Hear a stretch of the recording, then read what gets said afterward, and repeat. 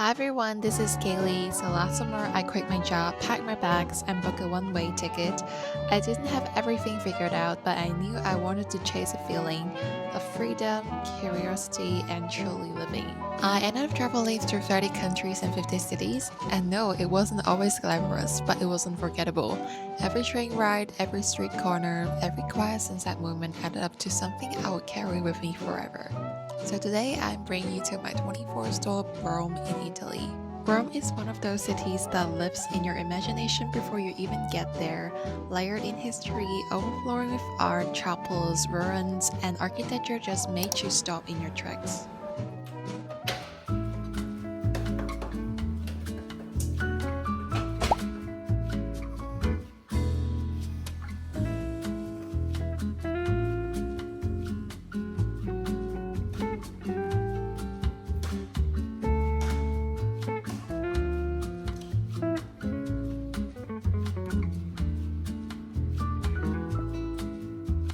We arrived in Rome and checked into this Airbnb right next to Vatican City. You could literally see the Vatican walls from our window, which is so amazing.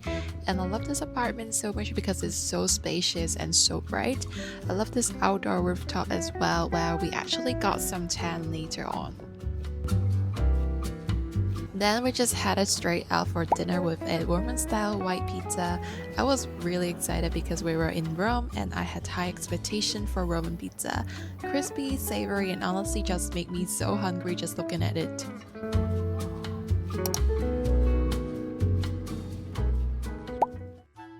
And our plan for the second days was the iconic trail, the Colosseum, Palatine Hill, and the Roman Forum.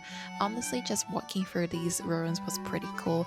I was also imagining how gladiators used to fight in the Colosseum with thousands of people watching, and it's kinda wild to imagine how alive this place must have been.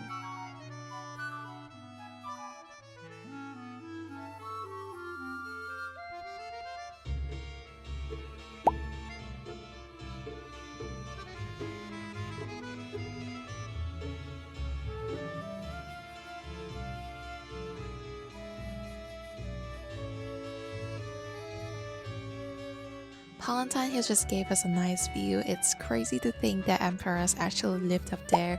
Then at the forum with all the broken columns and crumbled walls, I just kept thinking this used to be the center of everything. It was the heart of the Roman Empire. And I kind of wish that I could have seen it in its prime, when it was all still standing, busy, and full of life.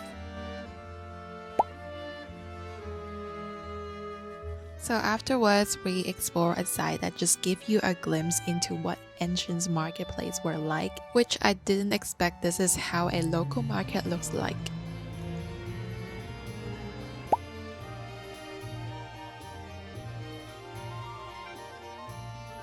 Then we make it to the monument, a massive white marble structure, grand and majestic with one of the best panoramic views of the city.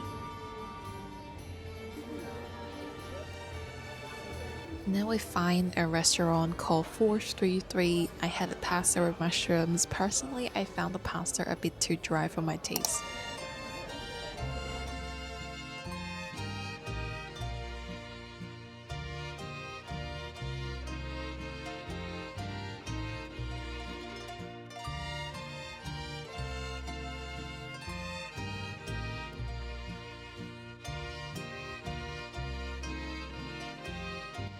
This day was all about the Vatican.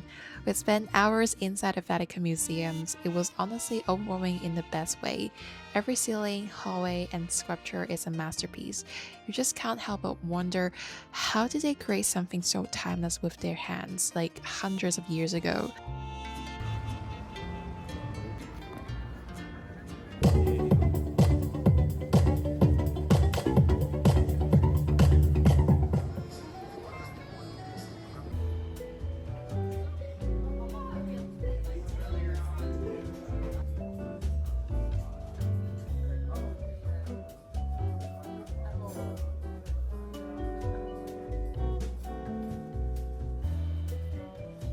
And we ended the day with dinner at the Roma.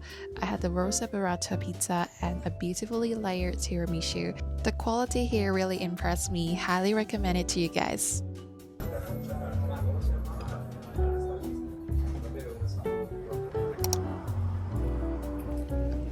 Vatican City flag.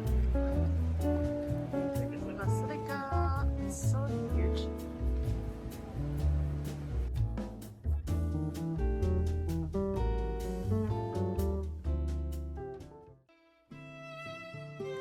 On the last day, we first visited this St. Peter's Basilica. The scale of it, the craftsmanship, the history, like every detail is so meticulous, it just leaves you so speechless.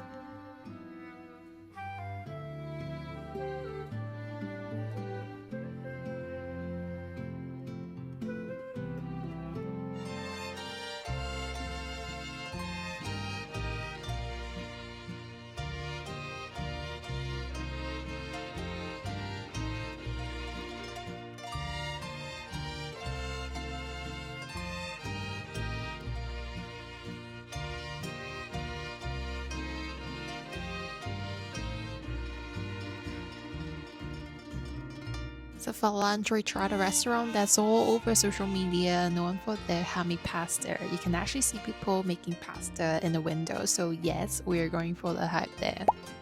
Afterwards, we visited a few Roman masses, so including the Pantheon, with sunlight streaming through this famous oculus. It's simple yet it's feel magical in a way.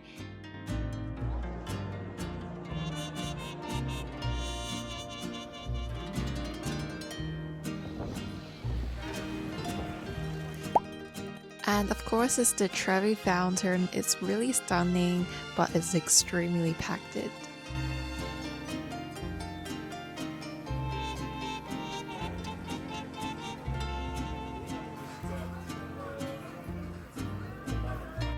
The last one is Capitolini here at sunset, where the golden hour just softened the city into something almost dreamlike. And finally, we wrap up the day at a hidden spot, a peaceful place with a view overlooking the forum. It's perfect for ending our time in Rome.